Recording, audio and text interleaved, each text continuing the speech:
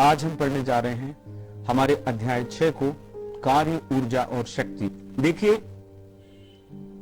आपने देखा होगा कि चौकीदार गेट पर अपनी ड्यूटी करता है। हम अपने कंप्यूटर पर कोई काम कर रहे हैं, कोई प्रोजेक्ट बना रहे हैं। आप घर में बैठकर इन दिनों टीवी देखकर पढ़ाई कर रहे हैं। डिजी लैब पर जो वीडियोस आप देख रहे हैं, आप घर पर बैठकर अध्ययन कर रहे हैं। इसका मतलब है आप समझ रहे हैं कि आप बहुत सारा काम कर रहे हैं। शिक्षक शिक्षिकाएं आपको अध्यापन कर रहे हैं, आपको पढ़ा रहे हैं। कोई व्यायाम कर रहा है, एक्सरसाइज कर रहा है। तो आपके मन में एक सवाल आता है कि ये सारी चीजों को हम सब लोग सामान्य बोलचाल की भाषा में कार्य की संज्ञा देते हैं। सामान्य बोलचाल में हमारी भाषा में ये सब काम है जो हम कंप्यूटर से काम कर रहे हैं, हम गाना गुनगुना रहे हैं, इस सब को हम काम कहते हैं कि हम बहुत सारा काम करते हैं। कोई आदमी बहुत मेहनत कर रहा है, एक्सरसाइज कर रहा है, तो उसने बहुत सारा काम कर लिया। लेकिन फिजिक्स में इसे काम नहीं कहा जाता। विज्ञान की भाषा में कार्य का मतलब अलग है। सामान्य रूप से हम दैनिक जीवन में कार्य शब्द का प्रयोग प्राय सभी कामों के लिए करते हैं। घर पर आप पढ़ाई कर रहे हैं, जैसा कि मैंने बताया, कोई गाना गा रहे हैं, ये सब हम ये बोलते हैं कि हम काम कर रहे हैं। लेकिन फिजिक्स की लैंग्वेज में, भौतिकी की भाषा में ये कार्य नहीं है। भौतिकी में कार्य होना केवल तभी माना जाता है जबकि किसी वस्तु पर हम बल लगाएं और वस्तु में विस्थापन हो, यानी उसकी स्थिति में परिवर्तन हो, तब हम कहते हैं कि कार्य हो रहा है। आगे चल के हम कार्य की 3 चीजों को और समझेंगे। तो देखिए, जब बल लगाने पर विस्थापन होता है, जब हम किसी वस्तु को खींचें इस तरह से, तो बल लगाने पर यदि वस्तु डिस्प्लेस होके स्थिति परिवर्तन करके दूसरी जगह चली जाती है, तो हम उसको कहते हैं कि कार्य हो रहा है। तो किसी अचर बल द्वारा किए गए कार्य को हम सबसे पहले समझें, और उसकी कंडीशन क्या, जब बल लगाने पर वस्तु का विस्थापन बल की दिशा में हो। इसके आगे हम यदि अन्य दिशा में विस्थापन होता है तब उसकी बात करेंगे। तो देखिए, मान लीजिए कि एक ये बॉक्स है, एक ये ब्लॉक है, इस पे F फोर्स लगाया गया, F बल लगाया गया और इसको यहां डिस्प्लेस किया गया, इतनी दूरी खिसकाया गया, यानी D इसमें डिस्प्लेसमेंट हुआ, वेक्टर D डिस्प्लेसमेंट हुआ। स्केलर में हम परिमाण रूप में बोलेंगे D, यानी D दूरी ये ब्लॉक विस्थापित हो गया। तो इसका मतलब ये है कि कार्य की परिभाषा इस स्थिति में यह है कि किसी अचर बल द्वारा किया गया कार्य इस बल के परिमाण और बल की दिशा में वस्तु के विस्थापन के गुणनफल के बराबर होता है, विस्थापन के परिमाण के गुणनफल के बराबर। तब ये कंडीशन क्या है, जब बल की दिशा में ही वस्तु का विस्थापन हो। हम ये मान लेते हैं कि बल का परिमाण कैपिटल F है और बल की दिशा में इस ब्लॉक का, इस वस्तु का विस्थापन का परिमाण क्या है, D है, डिस्प्लेसमेंट, या हम इसे S भी मानते हैं। तो इस बल के द्वारा जो किया गया कार्य, इस डेफिनेशन से, इस डेफिनेशन को आप नोट करिएगा, किसी अचर बल द्वारा किया गया कार्य बल के परिमाण और बल की दिशा में वस्तु के विस्थापन के गुणनफल के बराबर होता है। तो यदि मैग्नीट्यूड फोर्स का F है, डिस्प्लेसमेंट D है, तो किया गया कार्य इस परिभाषा के हिसाब से होगा कार्य बराबर बल गुणित विस्थापन, बल की दिशा में विस्थापन, यानी F इंटू D। यदि हम S मानते हैं विस्थापन को, के परिमाण को, तो F इंटू S लिख देंगे। दोनों तरीके से आप देख सकते हैं। किसी बुक में आपको F इंटू D लिखेगा तो D को भी हम डिस्प्लेसमेंट कहते हैं और S को भी हम डिस्प्लेसमेंट कहते हैं, वेक्टर S को, और S उसका परिमाण होता है, वो दूरी होती है। तो इस तरह से बल और विस्थापन का गुणनफल, जबकि बल लगाने पर वस्तु का विस्थापन बल की दिशा में हो, इस कंडीशन में कार्य की गणना हम इस फार्मूले से करेंगे। अब हम दूसरी कंडीशन पे बात करते हैं। जरूरी नहीं है कि बल लगाने पर वस्तु का विस्थापन बल की दिशा में ही हो, किसी अन्य दिशा में भी हो सकता है। इसका मतलब है बल और विस्थापन के बीच में कोई एंगल बनेगा, कोई कोण बनेगा। तो इस कंडीशन में जबकि बल लगाने पर वस्तु का विस्थापन बल की दिशा से थीटा कोण पर होता है, तो बल द्वारा किया गया कार्य, बल द्वारा किया गया कार्य, ये किया गया कार्य बल तथा बल की दिशा में विस्थापन के घटक के, कंपोनेंट के गुणनफल के बराबर होता है। ये बल के घटक के गुणनफल से भी हम निकाल सकते हैं। विस्थापन की दिशा में बल के घटक का गुणा कर दें या बल की दिशा में विस्थापन के घटक का गुणा कर दें, तो उससे इस कंडीशन में कार्य की हम कैलकुलेशन कर सकते हैं। तो इस स्थिति में जबकि बल और विस्थापन के बीच में कोई कोण बन रहा है, बल की दिशा में विस्थापन ना होकर किसी अन्य दिशा में हो रहा है, हम मान लेते हैं थीटा कोण हो रहा है, तब उस कंडीशन में हम इसके घटक का गुणा करेंगे।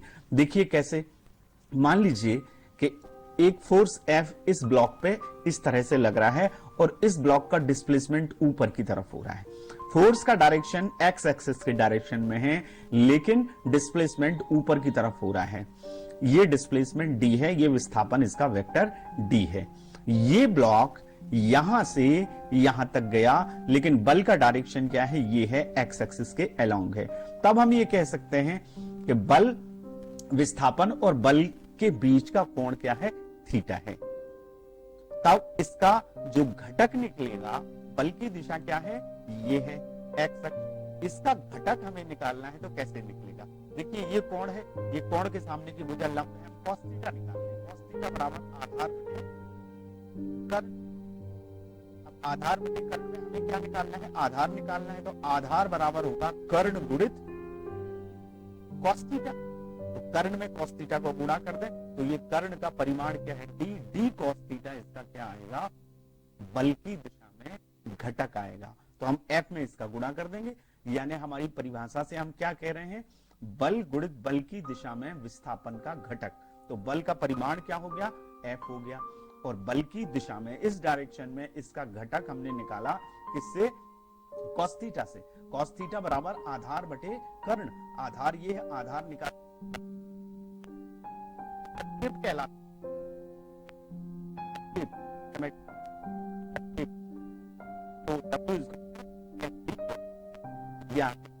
अब एफडी cos थीटा को आप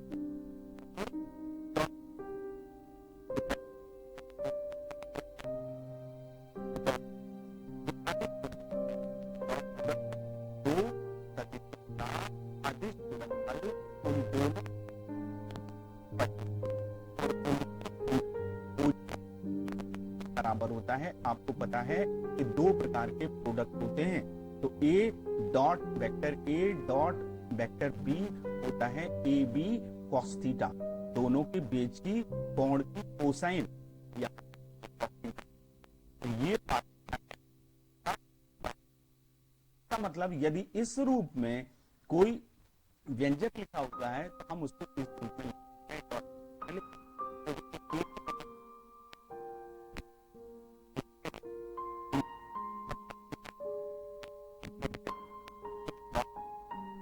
write W equals to vector F dot vector। Overall हम ये कह सकते हैं कार्य का मान बल और विस्थापन के अदिश गुणनफल के बराबर होता है। ये हम उसको परिभाषित कर सकते हैं। इस कार्य की गणना अब दूसरा मैं बता रहा था, अभी हमने विस्थापन का बल की दिशा में घटक निकाला।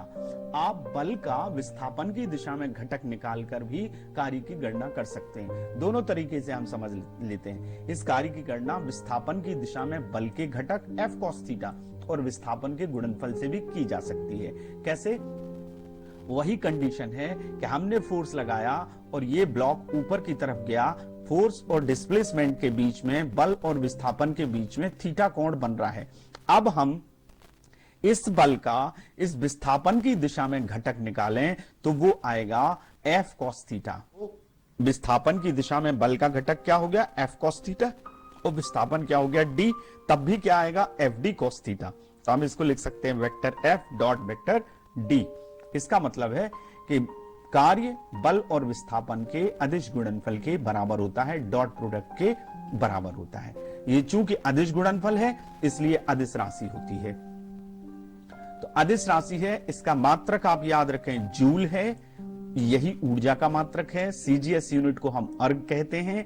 1 जूल 10 की घात 7 अर्ग के बराबर होता है। फर्स्ट यूनिट जब आप पढ़ रहे थे मापन एवं मात्रक, तब आपने एक प्रश्न पढ़ा था 1 जूल को अर्ग में बदलिए, किस विधि से, विमीय विधि से।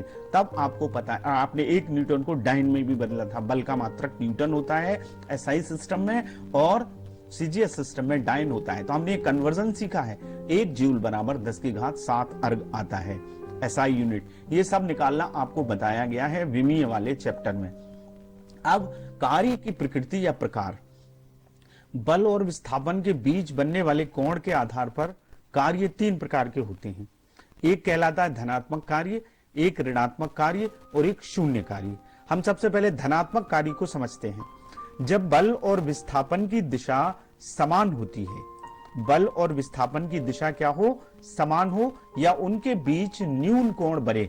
न्यून कोण का मतलब होता है 90 डिग्री से कम का कोण बन रहा हो, तो किया गया कार्य क्या होता है, धनात्मक कार्य कहलाता है। हम जानते हैं W इक्वल टू क्या होता है, कार्य का फार्मूला अभी हमने पढ़ा, FD cos थीटा। तो यदि थीटा बराबर 0 है, हम मान लेते हैं, या न्यून कोण है 0 से कम है, तो इस कंडीशन में cos थीटा का मान क्या आएगा, धनात्मक आएगा, हमेशा पॉजिटिव आएगा। cos 0 का मान क्या होता है, 1 होता है, और जितने cos के 90 से कम के मान हैं, सबके मान क्या होते हैं, धनात्मक होते हैं। मैथमेटिक्स में आपने पढ़ा है, पॉजिटिव आएगा। तो W की वैल्यू क्या आएगी इस कंडीशन में, धनात्मक आएगी। न्यून कोण से मतलब थीटा का मान 0 और 90 के बीच में, उस कंडीशन में cos का मान पॉजिटिव आता है। तो इस स्थिति में कार्य को क्या कहते हैं, धनात्मक कहते हैं।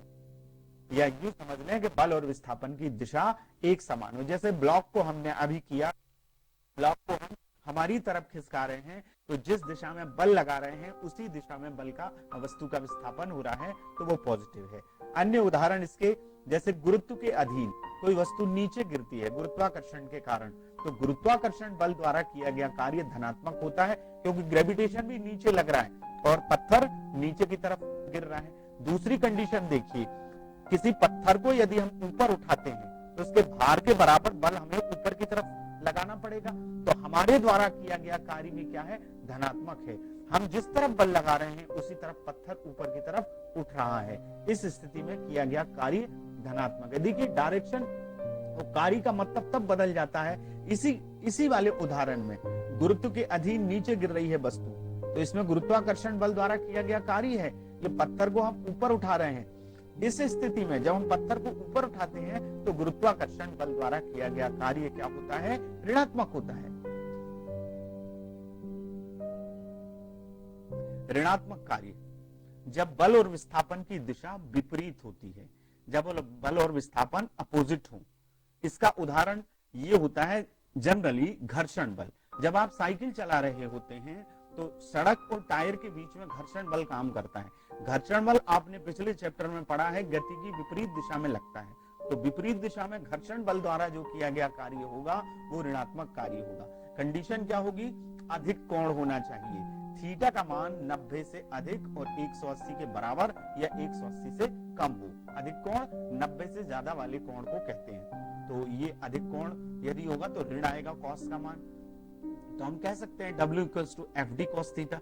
मान लीजिए कि थीटा का मान 180 है, तो cos थीटा की वैल्यू क्या आएगी, -1, तो यहाँ W की वैल्यू क्या आ जाएगी, ऋणात्मक आ जाएगी, ऋण आ जाएगा यहाँ, ऋण FD, तो इसको हम कहते हैं ऋणात्मक कार्य। टोटल नाल बल और विस्थापन की दिशा विपरीत हो, अपोजिट हो, या बनने वाला कोण अधिक कोण हो, 90 से ज्यादा हो, 180 तक हो या 180 के बराबर हो, तो किया गया कार्य क्या होगा, ऋणात्मक। इसके एग्जाम्पल हम देख लेते हैं। अभी हमने पत्थर वाला उदाहरण पढ़ा था, पत्थर को ऊपर उठाने के लिए भार के बराबर ऊपर बल लगाना पड़ता है, तो हमारे द्वारा किया गया कार्य तो धनात्मक है, क्योंकि हम ऊपर की तरफ बल लगा रहे हैं और पत्थर भी ऊपर उठ रहा है। लेकिन इस स्थिति में गुरुत्वाकर्षण बल द्वारा किया गया कार्य क्या होगा, ऋणात्मक होगा, क्योंकि गुरुत्वाकर्षण बल नीचे की तरफ काम कर रहा है। ये पत्थर है और इसको हम ऊपर उठा रहे हैं, तो हमारे द्वारा पॉजिटिव है, लेकिन ग्रेविटेशन फोर्स कहाँ लग रहा है, नीचे लग रहा है, और इसका डिस्प्लेसमेंट कहाँ हो रहा है, ऊपर हो रहा है। डिस्प्लेसमेंट कहाँ होगा, ऊपर होगा। तो इस स्थिति में ग्रेविटेशन फोर्स द्वारा किया गया कार्य क्या होगा, ऋणात्मक होगा।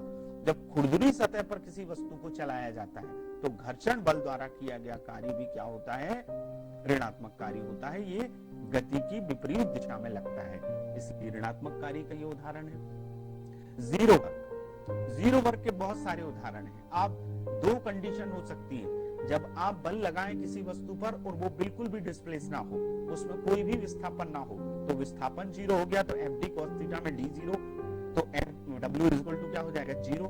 या बल और विस्थापन के बीच का एंगल क्या हो, 90 डिग्री हो, परपेंडिकुलर हो, तो उसको क्या कहते हैं, जीरो वर्ग। जब डिस्प्लेसमेंट नहीं हो रहा है या बल और विस्थापन के बीच का कोण 90 अंश है तो वो शून्यकारी है। जैसे आप एक दीवार को धक्का लगाएं वो टस से मस नहीं होगी, यानी उसमें विस्थापन नहीं हो गया होगा, तो ये किया गया कार्य क्या कहलाएगा, जीरो वर्ग कहलाएगा। FD cos 90 हो जाएगा, W = FD cos थीटा होता है, थीटा = 90, F और D के बीच का कोण क्या है, 90, cos 90 की वैल्यू क्या होती है, 0। थीटा बराबर 90 डिग्री है, ये नहीं है, इसमें अधिक कोण है, cos थीटा बराबर क्या आएगा, 0, इसलिए यहां पर कार्य क्या होगा, शून्य होगा। जैसे दीवार को धक्का लगाने पर किया गया कार्य, जब कोई पिंड वृत्तीय गति करता है तो अभिकेंद्री बल, दूसरा उदाहरण है इसका, सदैव विस्थापन के लंबवत होता है। वस्तु का विस्थापन, सर्किल में वस्तु गति कर रही है तो उसका विस्थापन और अभिकेंद्री बल की दिशा क्या होती है, केंद्र की तरफ होती है। तो इस स्थिति में अभिकेंद्री बल द्वारा किया गया कार्य क्या होता है, शून्य होता है। रेलवे स्टेशन पर एक कुली अपने सिर पर सूटकेस रखे हुए खड़ा है और वो चल रहा है, तो यहां पर किया गया कार्य गुरुत्वाकर्षण बल के द्वारा किया गया कार्य 0 है, क्योंकि बल और विस्थापन की दिशा क्या है, का कोण क्या है, 90 डिग्री है। अब हम बात करते हैं ऊर्जा की, एनर्जी।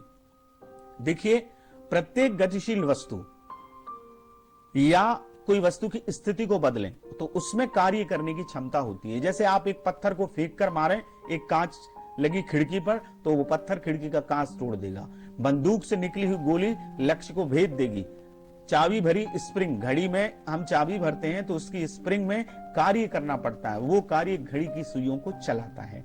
इसका मतलब ये हुआ कि जो भी वस्तु होती है, चाहे गतिशील हो और चाहे हम उसकी स्थिति को परिवर्तित कर दें, उसके अभिविन्यास को परिवर्तित कर दें, तो उसमें कुछ जो कार्य किया जाता है तो उसमें कुछ कार्य करने की क्षमता उत्पन्न हो जाती है। जो ऊर्जा इकट्ठी होती है, कार्य करने की क्षमता होती है, उसको क्या कहते हैं, ऊर्जा कहते हैं। तो वस्तु के कार्य करने की क्षमता को क्या कहा जाता है, ऊर्जा कहा जाता है। यांत्रिक ऊर्जा दो तरह की होती है, एक स्थितिज ऊर्जा, पूर्व की क्लासेस में 9th में आपने पढ़ा है। एक को हम कहते हैं स्थितिज ऊर्जा और एक को कहते हैं गतिज ऊर्जा। स्थितिज ऊर्जा का मतलब जब किसी वस्तु में उसकी विशेष स्थिति के कारण या अवस्था या अभिविन्यास के कारण जो ऊर्जा होती है उसे उसकी स्थितिज ऊर्जा कहते हैं।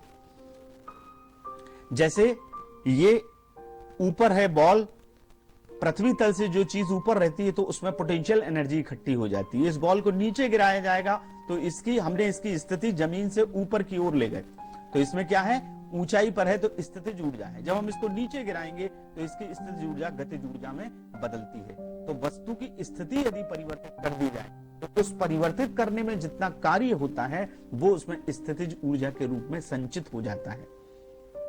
इसको कहते हैं हम पोटेंशियल एनर्जी या स्थितिज ऊर्जा। बांधों में ऊपर पानी होता है, पानी नीचे गिरता है, वो टरबाइन को चलाता है, तो ऊंचाई पर पानी है, इसका मतलब है उसमें एनर्जी है, स्थितिज ऊर्जा है। वो नीचे गिरेगा तो उसकी स्थितिज ऊर्जा गतिज ऊर्जा में बदलेगी, वो टरबाइन के ऊपर गिरेगा, टरबाइन को चलाएगा, जिससे विद्युत उत्पन्न होती है। तो कन्वर्जन एक ऊर्जा का दूसरी ऊर्जा में होता है। ये स्थितिज ऊर्जा जो कि हमने आपको बताया कि इस तरह से स्प्रिंग में भी स्थितिज ऊर्जा होती है। स्प्रिंग को दबाने पर या स्प्रिंग को खींचने पर जो कार्य करना पड़ता है वो उसमें उसकी प्रत्यास्थ स्थितिज ऊर्जा के रूप में संचित हो जाता है, उसको प्रत्यास्थ स्थितिज ऊर्जा कहते हैं। तो ये तो हुई स्थितिज ऊर्जा। अब हम गतिज ऊर्जा की बात करते हैं। किसी वस्तु में गति के कारण, आपने देखा होगा हवा चलती है और वो पत्तों को और बहुत सारी वस्तुओं को अपने साथ उड़ा ले जाती है। इसका मतलब है गतिशील वस्तु में कार्य करने की क्षमता होती है, उसको कहते हैं गतिज ऊर्जा। किसी भी गतिशील वस्तु में तो उसको कहते हैं काइनेटिक एनर्जी। किसी वस्तु के कार्य करने की क्षमता, जब गतिशील वस्तु के, यहाँ क्या होगा, गतिशील वस्तु के कार्य करने की क्षमता को गतिज ऊर्जा कहते हैं। जैसे बंदूक से छोड़ी गई गोली लक्ष्य को भेद देती है, उसमें गतिज ऊर्जा होती है।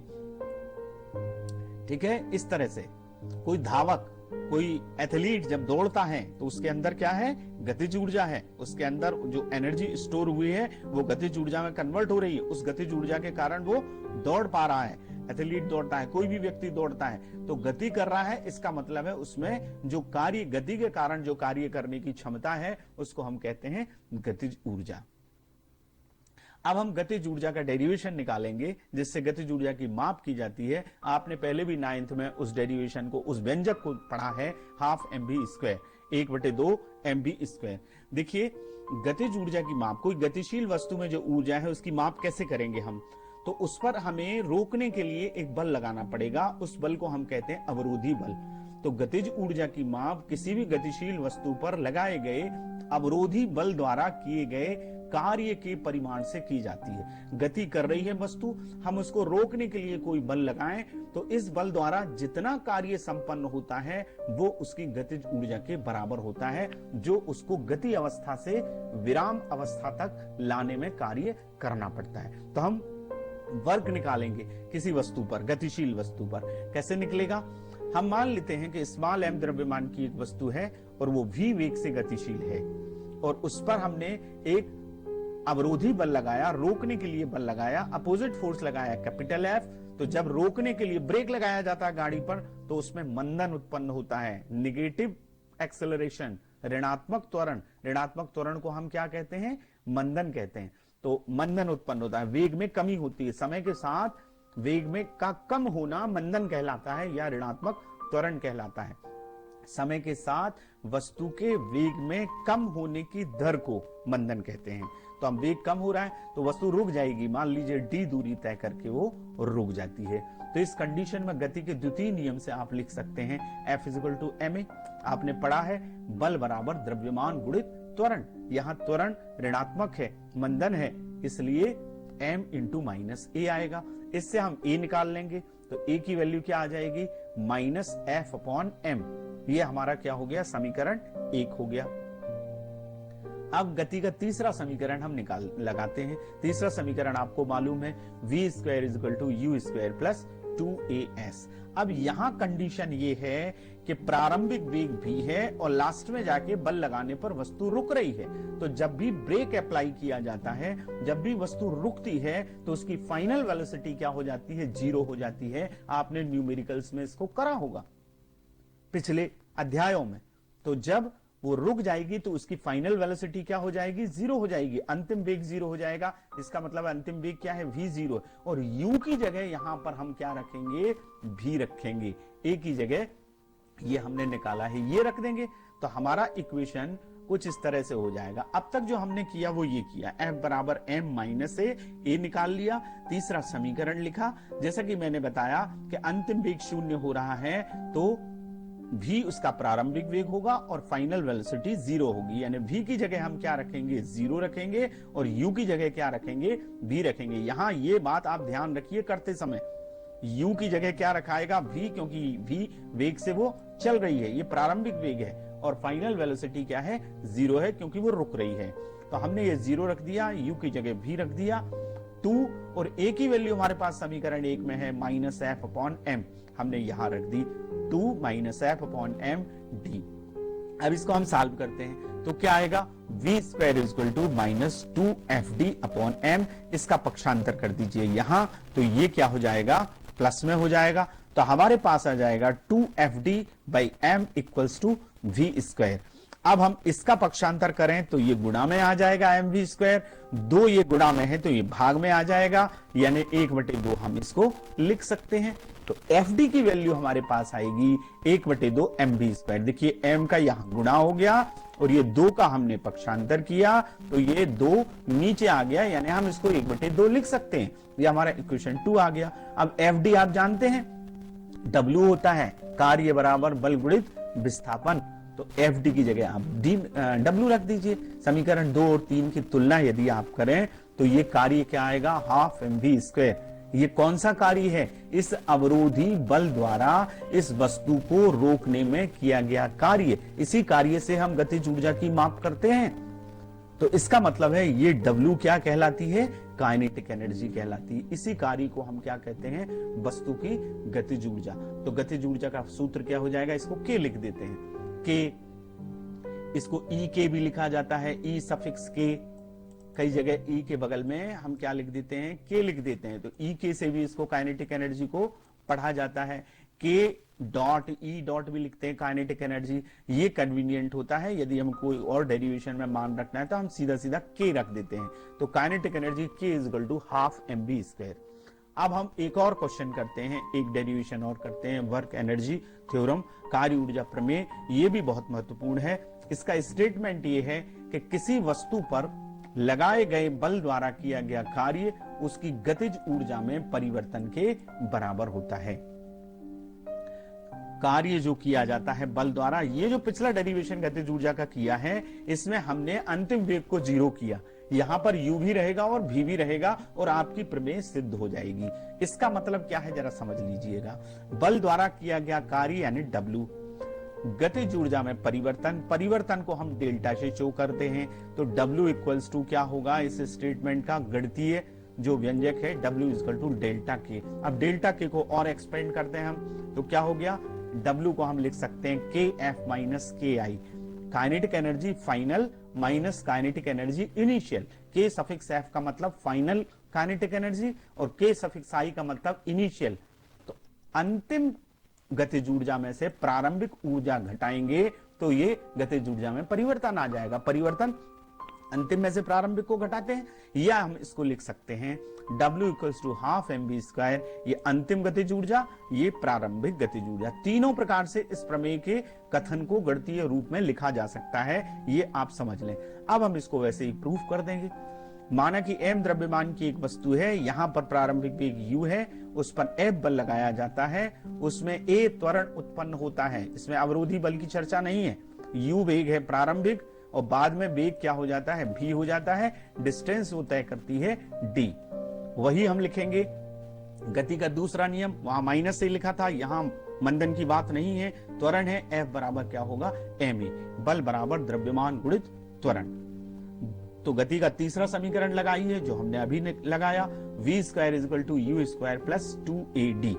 अब इसमें क्या होगा, u² का हमने क्या कर दिया, पक्षांतर कर दिया, ये माइनस हो गया। तो अब हम इससे d का मान निकालें, d का मान निकालें तो ये 2a का पक्षांतर होगा, तो यहां नीचे आ जाएगा 1/2a, लिख सकते हैं इसको, v² माइनस u²। ये हमारी d की वैल्यू आ गई। अब हम जानते हैं w इक्वल्स टू क्या होता है, fd, कार्य बराबर बल गुणित विस्थापन।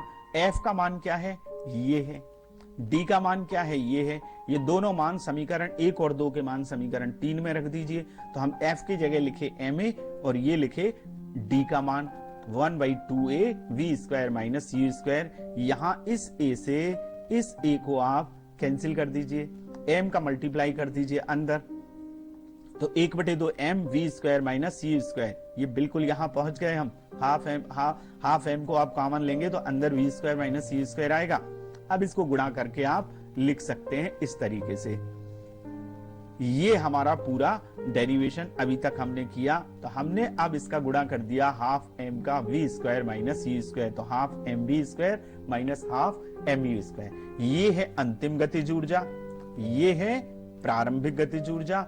ये माइनस लगा है यानी अंतर आ रहा है। इसका मतलब है किसी बल द्वारा किया गया कार्य उसकी गतिज ऊर्जा में परिवर्तन के बराबर होता है। हम इसको ऐसा लिख सकते हैं, W is equal to kf minus ki, k suffix f minus k suffix i। ये अंतिम गतिज ऊर्जा है और ये प्रारंभिक गतिज ऊर्जा है। तो बड़ी आसानी से आप पिछले डेरिवेशन में आपने v को 0 करना है, a की जगह माइनस से रखना है। इसमें आपने u भी लेना है और v भी लेना है, त्वरण होगा इसमें, उसमें मंदन था। तो f बराबर ma से शुरू कर दीजिए। बहुत इजी डेरिवेशन है। मुझे लगता है कि आपको ये सारे